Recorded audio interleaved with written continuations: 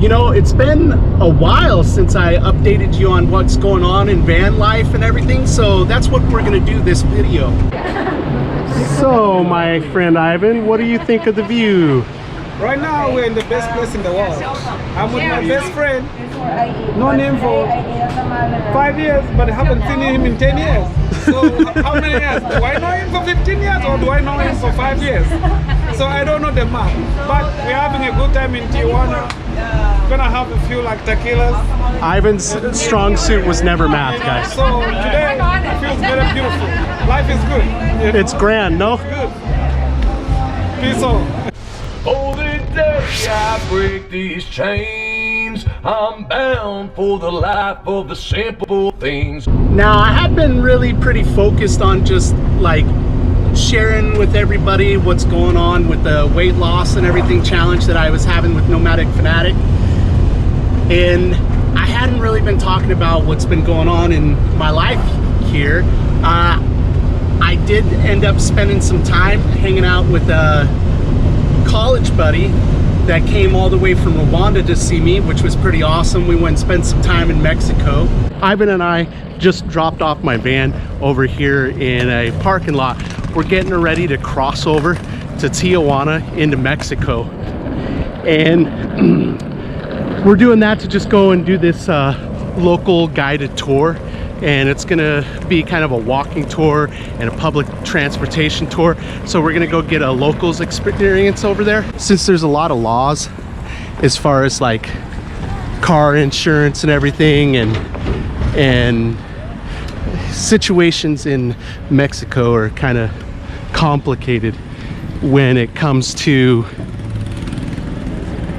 like, if you got in an accident when you're driving over there, until whoever you hit ended up actually getting paid, they would actually keep you in jail. So most people will stay in lots back here like we are, and then actually walk over to Tijuana. And so that's what we're about to go do. What are we doing, man? Going to Tijuana. Viva Mexico. All right, so we are about to walk into Tijuana now. And so this is our group ahead of us. We're holding up the back just in case the coyotes come to get us. No, sure. San Isidro Port of Entry is the most transited border in the world. Not because we have a lot of tourists, but because people like myself that are commuters. 40 to 70,000 people commute daily. Within Tijuana and San Diego, there's 3 entries to the U.S. Right? This is the major one, and then where you see those cars kind of going in that bridge, there's another one, pedestrian way only. To the east side of the city, there's another one by car and by pedestrian way. Okay? So everything that you see around is Tijuana already, and like I said, the population is 2 million people, growing very rapidly. Before, Tijuana was just a place. There was people, but not a lot of people. Started investing in casinos, brothels, restaurants, hotels. Okay, so in the 1920s all the way to the 1930s, 12-year era, a lot of it was like what you imagine now, Las Vegas. Okay, super fun, but a lot of people from Hollywood used to come this way. So it was a place that it was, when the city got started, the currency was dollars. So that gave a lot of incentive for people to move from all over Mexico to Tijuana. Okay? If you're looking around this area here to the left, you'll see where it says Medical Plaza. All this is the newer area. These apartments are the newer area. And those ones, the big high-rise is about 1,200 for a 3-bedroom. These ones were built in the 70s. They're about 600 US for a 2-bedroom. Okay? So all this area is mainly like commuters because they want to be close to the US. So we're about ready to go into the cultural center now. And apparently over there is the party center. And this right here was the first mall ever in Tijuana. So that's pretty cool. Next, after we're doing this, we're gonna go over to the spice market. You notice here, as all the peninsula here, you'll see different churches. those are missions, okay? As in California, we also have missions. So from here to the middle area, which is the capital, Mexico City, it's 4 hours flying. So think of how the US is wide, we are very long, okay? So most people, when they come to Mexico or go to Mexico City or go to the south, Cancun, the beach area resorts, okay? My family comes from a coastal area in this region, and they came to Tijuana in the 70s, like a lot of people, to earn money, okay? The idea was that they would come 5 years only to save money to buy a house back in Mazatlan. That didn't happen. They decided to stay here, and I was born in the 80s. I have 2 siblings, they were born in the 70s. So when I was a few months old, I had American citizenship. So I'm very lucky with that. Okay, but a lot of the people here, a small percentage of the people are dual citizens, and their families came in the 60s, 70s. Guys, we are going to be rolling into the spice market here. Anybody want some coconuts? Yeah, coconut water. The best coconuts in the house, right? Fresh coconut. The very best ones. Every day. That's sweet. Yeah. Look at that, guys. So we got corn fungus. In the downtown area, and if anyone would like to try, I can show you where. Okay? They make a smoothie out of it? No, no smoothie. You grill it. Oh. You grill it. Oh, Yes, you Is grill it it. just- It is, I would say tasteless, but really, you most of the time you pair it with cheese. Okay. So in quesadilla, cheese taco, and it's like eating a mushroom. Okay. Is it high protein? It or- is very high protein. That's Okay. why people eat it. Here we got tamarind. So this is what a lot of Mexican candy is made from. There's so many things here. I don't even know what they are. Sugar cane. Well, I knew that was sugar cane sugar. That's why But, the Coca-Cola here tastes better. So why does the Coca-Cola here taste better? It's made from this sugar cane. Just kick me. They produce the best Coca-Cola because they have original sugar cane. It's not the the refined sugar Right. that is used in American Coke that make people obese. It's around and I'll be in front. Waiting for you guys. It's fine. If you notice, everything is by weight. Okay, spices. There is everything here. Everything. Here on, this is the U.S. Okay, so it was built by the U.S. Like I said, this wall here has been up since 2006, but since Trump got elected, one of the directors of art from Tijuana, well, he's not from Tijuana, but he resides here. His name is Enrique Chio. Started bringing paint and inviting all the community to come and paint the wall, so we will have the media come and cover this, so more people know there's already a wall. So this, when it's finished, will be the longest mural in the world because of the wall. Okay, so like I said, everyone is welcome to paint in the wall, and it's called the mural of brotherhood, or el mural de la hermandad. And yeah, you can find it on Instagram, Facebook, and you will see when he brings paint and invites people to come and paint. As you notice here, I can put my hands through the wall, right? Yeah? Yeah. Well, no one is allowed to be in the middle area, okay? At least not in this area here. But in the US, they have sanctuary spaces, which means that when you go there, no one is allowed to ask for paperwork, which means that if a person with no documents come, he or she will be safe, okay? Once we get to the middle section of this area, in the middle area, you will only be able to touch pinkies, and that is because people meet their families through the fence, okay? As a teacher, I always like to incorporate something that I would like to teach. And as my family and myself, I feel very blessed to be able to cross borders, okay? And I think as all of us here, with an American passport, you are welcome to go mostly to all the countries. So I think it's something, at least within my family, that I tell them that's why I travel so much, you know, because most of my family is actually back in Mazatlan and they cannot do that, okay? So I'm that person that is doing it for them and showing them, okay? So this is one of my favorite areas of the city, but it's a very sad area in the sense that a lot of people are in the US and they chose to be in the US because for a better future for their families. And now we are over here at the sea. This is a pretty decent beach. So, yes, ma'am. because you're not eating, do you just want some time to look around? We're meeting in that hotel. Do you see the white, yellow, and blue? Okay. At 2 p.m. I'll just come over with you guys. Okay, if you want, it's up to you. But if Wherever Ivan wants to go. Right? okay. I'm not... I got our car. I'm gonna go Spencer's trip. So, my friend Ivan, what do you think of the view? Right now, we're in the best place in the world. I'm with my best friend.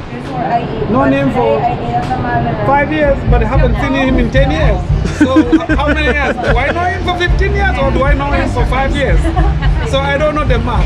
But we're having a good time in Tijuana. Gonna have a few like tequilas. Ivan's strong suit was never math, guys. So today it feels very beautiful. Life is good. It's grand, no? Good. Peace out. Now we're walking our way to downtown, where we're gonna go check out like the more touristy spot. We've been just kind of going around in locals areas. Once we're done there, we're gonna go and see the hipster area before we knock it out. And we're in the little shopping center areas. It's starting to get late afternoon and everything. So we're only going to be here for a little while unless some folks want to do some shopping, is what I heard. And then we're going to head off into the hipster area. So our tour guide was actually telling us that this area of town used to be like the big party spot. And it kind of changed a lot. Really, you wouldn't have seen the locals out here partying, but this was, you know, huge. You know, 80s, 70s, 80s, 90s for the party scene. You know, a lot of college kids coming down here to see, well, racy type things. And now it's kind of made a little bit of a turn into a more traditional type tourist zone. And the party areas have kind of moved on into other parts of town. And then I spent a little bit of time, just 2 or 3 days, I think it was 3 days over in Quartzsite while the big tent event was going on, and just meeting and hanging out with people that I hadn't gotten a chance to see in a while. I really didn't do much as far as like trying to film anything or anything like that. And now today what I'm up to is I'm gonna go and pick up something. It's a little bit of a gift and also something that I wanted to watch of somebody that I'm hoping to get to see pretty soon. Maybe even get to watch this video with them. So it's one of their faves. It's an obscure type flick, so I'm hoping it's over here. All right, guys, so I just checked with them, and over here at the RV park, they totally changed how you can go and get the packages and where they're actually kept and everything now. And so I'm just gonna go for a little bit of a walk now and see if there's somebody here that I know while I'm waiting on the time that I can go ahead and check on the packages, because right now they're in the crossover thing, which takes a whole bunch of time, and the rangers are all busy over here at the ranger station. I'm in Pio Pico, which is a campground that happens to be part of the 1,000 Trails system. There's two sides of it. So that's the side that has full hookups, and it's always been what Pio Pico was. And this side that I'm walking down is usually where my friend stays, and it doesn't have full hookups. It does have electricity and water, but they don't have the sewer hookup. And it used to be the old county campground, and that's why it just has dump stations. It has 2 dump stations over here. They do have a couple of bathhouses. Now, if you're gonna stay a while in the San Diego area, it's so important to have something like this, because San Diego area is so expensive, and the Thousand Trail system, it just really helps with that cost.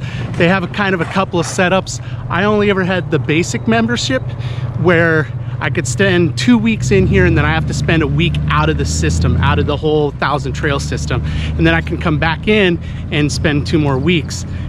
And really, you can end up being less than $400 a month doing that. By, first of all, it's only about $60 some a month to get to spend 2 weeks on, 1 week out, 2 weeks on in this RV park.